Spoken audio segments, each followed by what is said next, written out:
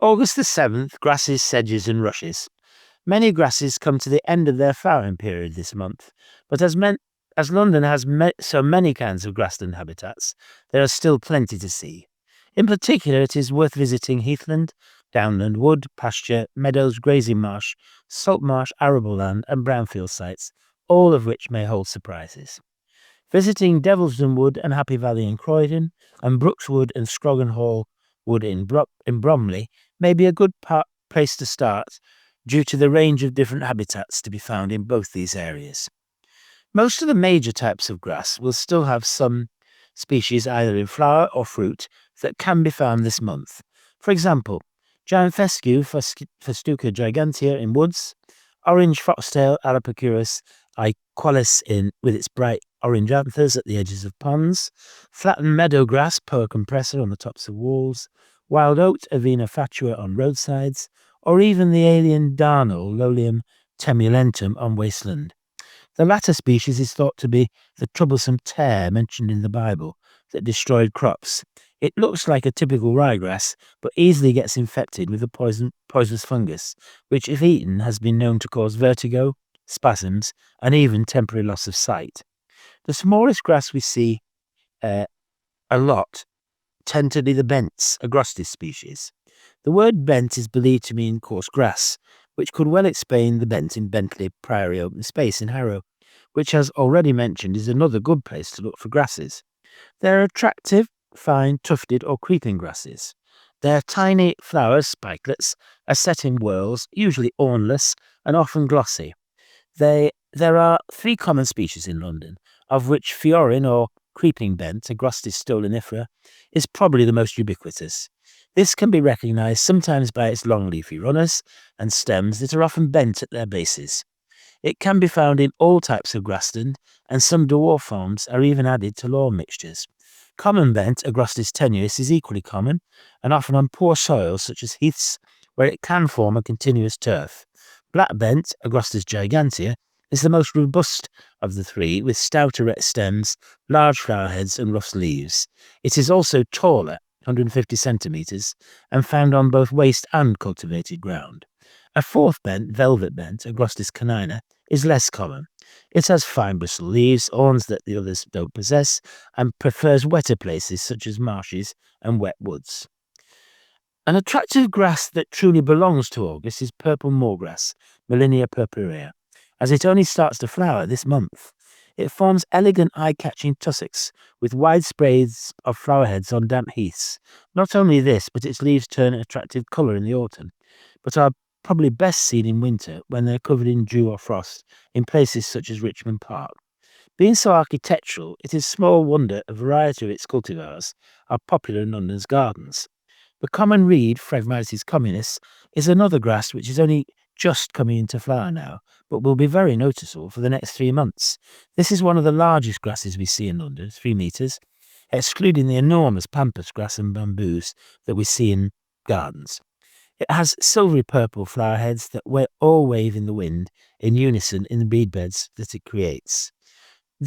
These are especially abundant in the tidal marshes along the lower Thames. It provides the reeds used to thatch roofs, but was also used to make screens and furniture, and even a liver cure. Salt marshes and saltings generally have their own salt marsh grasses that are generally erect sturdy species of rice grass, Spartina, or salt marsh grass, Puccinellia. Where the former species is found dominating the marsh, as it often does, there is occasionally a slight smell of rotten eggs.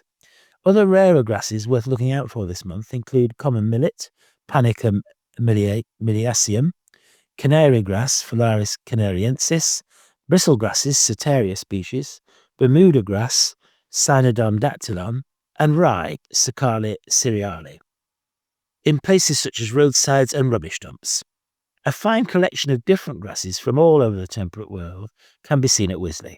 In places such as the Piet Udolph Garden, their widely different forms, the way in which they move in the wind, and especially their changing colours throughout the seasons, are all shown off to best effect.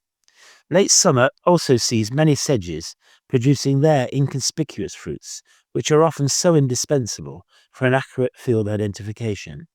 Assuring yourself you are looking at a grass, sedge, or rush is easy enough. Grasses have hollow stems and nodes along their stems. Sedges have stems that are solid and usually triangular in cross-section, with 3 ranks of leaves and no nodes.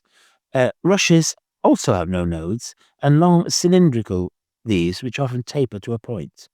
They are filled with a soft pith, easily seen if the leaf is cut. Most of the sedges tend to go unnoticed or get missed due to their lack of conspicuous features, and to some extent their choice of habitat. Largely they like wet conditions, and so are best looked for in marshes, wet woods, boggy areas, and at the edges of ponds, lakes and rivers. Crofton Heath in Bromley might be a good place to start, boasting 14 different species, and the impressive stands of sedges on Rainham Marshes, Ravensbourne Meadows and Frey Farm Meadows may all be worth visiting for further inspiration.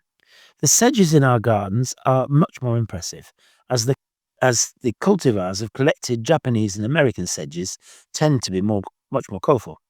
We do have one popular native cultivar, which is often seen. This is Bowles golden sedge, Carex alata aurea, discovered by E.A. Bowles, the crocus king of Enfield, on holiday in Norfolk. However, there are some late-flowering native sedges also worth looking out for. The false fox sedge, Carex otrabi, is common and can form tufts of up to a metre high.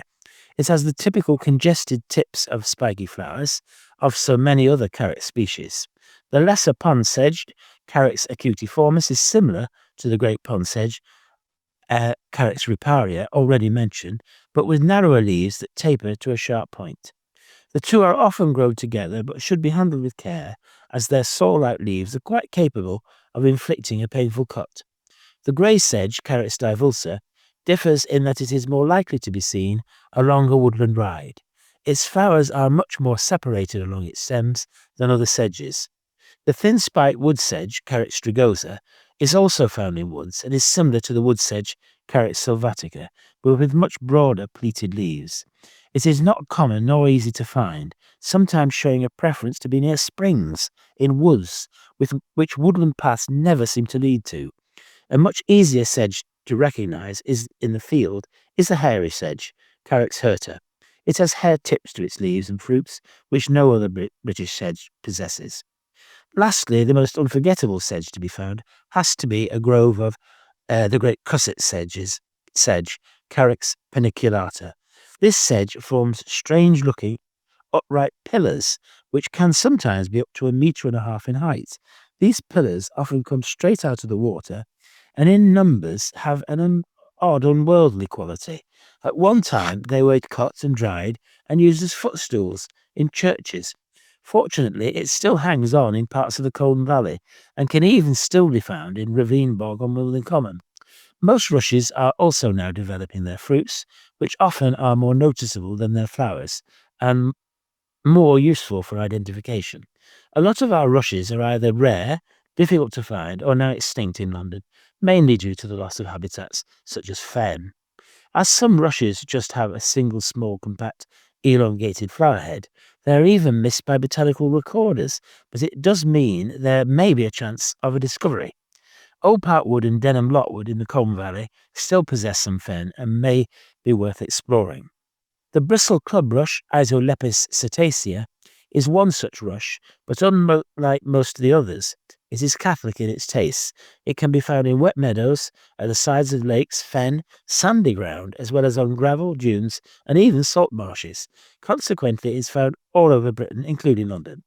The similar-looking needle-spike rush, Eliocharis acicularis, is more restricted to the sides of ponds or lakes, and the floating club rush, Eliogiton fluitans, may well be submerged in slow-moving rivers, with just its flowers and fruit showing above the surface. Rather more impressive is the sea cubrush, or saltmarsh bulrush, Scirpus maritimus. This is an altogether larger and sturdier affair.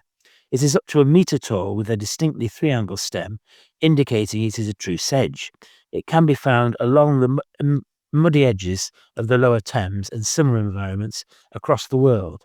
Of more interest to Londoners in the past is another sedge, Gallingale, Cyperus longus.